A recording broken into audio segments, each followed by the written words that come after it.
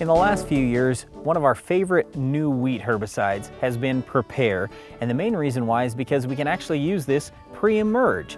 Prior to Pre-Pare coming out, we didn't find a lot of farmers using Pre-Emerge herbicides in wheat, but I think it's a nice tool for weed control. Well, just like we use Pre-Emerge herbicides in corn and soybeans, Pre-Emerge herbicide use in wheat can be just as effective for you in terms of controlling that first flush of weeds, getting a good crop established, getting a good stand early in the year, and protecting your yield. When you think about it, if you're going to wait to spray everything post-emerge, you're going to let all the weeds get up. That means they have taken up some water, they have taken up some nutrients that your crop could have used. It makes a lot of common sense to control the weeds before they're out of the ground. Now all the water and all the nutrients can go right to your crop. This Pre-Pare has the same active ingredient that the old Everest did, or the new Everest 2.0. It's just Everest 2.0 also has a safener, so it can be used more safely post-emerge in wheat. Now technically Pre-Pare actually could be used early post-emerge in wheat. It's just that we advise you use that pre-emerge, use the Everest 2.0 post-emerge, since the Everest is just a little bit safer. Now we're not recommending using Pre-Pare down and then coming back with Everest 2.0. That isn't our lead recommendation, because those products are ALS products. What we like in wheat is being able to use multiple modes of action to control the weeds.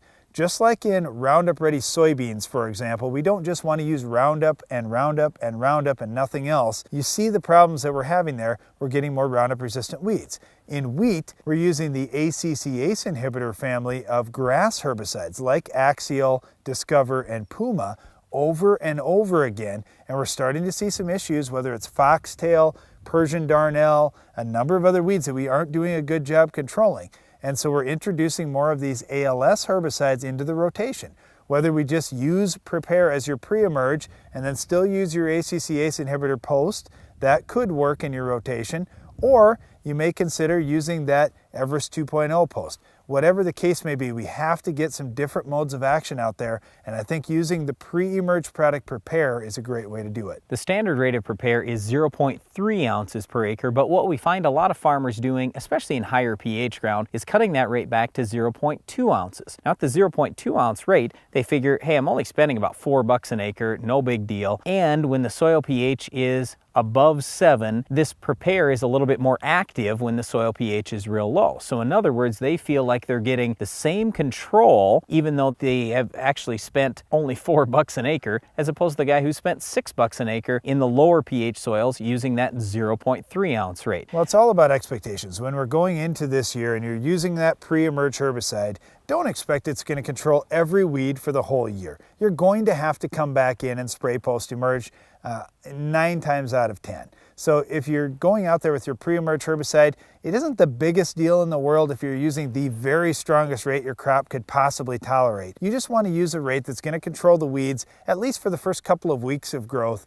Then you can come back in post-emerge like you normally would with a grass killer to clean up anything that got through. The nice thing with this, though, is we haven't invested a lot of dollars pre-emerge. We've also gotten some activity on grass, some activity on broadleaves, and we've used a different chemical family than what most people are using post-emerge for grass control. Again, this is ALS using Pre-Pare, and then if you want to follow with Axial or Discover, that's ACC-ACE post-emerge. That's kind of a good point that you slipped in there, Brian, is we're also going to get some broadleaf control. When we're talking about Pre-Pare, it is an ALS herbicide, and if your weeds are not ALS resistant, chances are it's going to have some kind of impact on those broadleaf weeds. Like the mustard species, for example, it's going to do pretty good on. So take a look at the label for Pre-Pare and match it up to the weeds that you've got on your farm.